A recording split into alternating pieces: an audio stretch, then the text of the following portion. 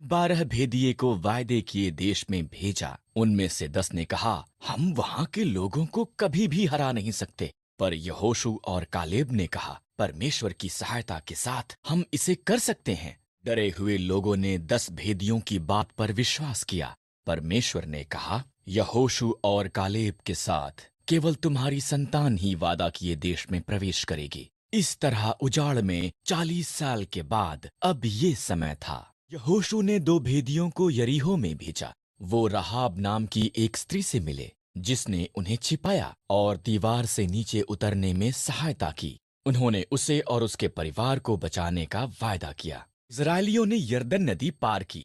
पहले याजक वाचा का संदूक उठाए आगे गए। जब उनके पांव ने नदी को स्पर्श किया, तब उसने बहना बंद कर दिया। हर कोई सूखी भूमि से होकर निकल गया। आगे यरीहो था। परमेश्वर ने यहोशू से कहा, 6 दिन तक यरीहो के चारों तरफ दिन में एक बार घूमना। तब 7वें दिन 7 बार चक्कर लगाना, नरसिंहों को फूंकना, जय जयकार करना। दीवार नीचे गिर जाएगी। यहोशू ने परमेश्वर पर भरोसा किया। जैसा प्रभु ने कहा, उसने वैसा ही किया। दीवारें गिर गए।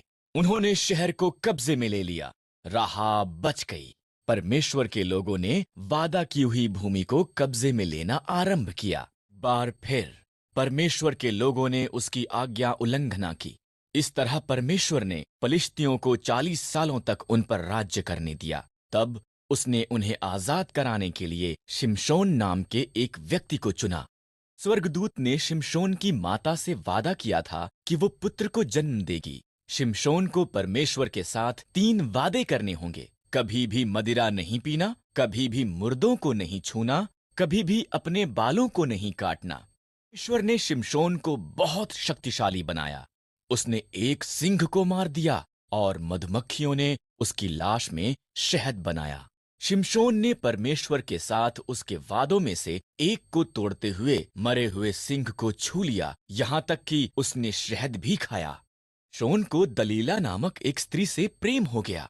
पलिश्तियों ने ये बात पता करने के लिए कि क्यों शिमशोन इतना ताकतवर था, उससे बहुत सा धन देने का वादा किया। उसने बार बार शिमशोन ने दलीला को उसका रहस्य बता दिया। अगर मेरे बाल काट दिए जाएं, तो मेरी ताकत चली जाएगी। इसलिए जब वो सोया हुआ था, दलीला ने एक व्यक्ति को उसके बाल काटने के लिए बुलाया। शिमशोन की ताकत उसमें से चली गई।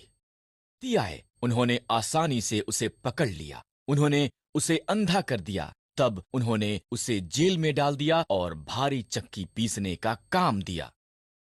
शिमशोन के बाल पुनः बढ़ गए। पलिश्ती उसे उनके झूठे देवता दागोन का उसे हराने में धन्यवाद करने के लिए उनके मंदिर में लाए। शिमशोन ने परमेश्वर से कहा कि एक अंतिम बार उसे ताकतवर बना दे। 2 खंभों के बीच खड़ा हुआ और उन्हें धक्का मारा। मंदिर गिर पड़ा। पलिश्तियों के साथ साथ शिमशोन भी उसमें मर गया।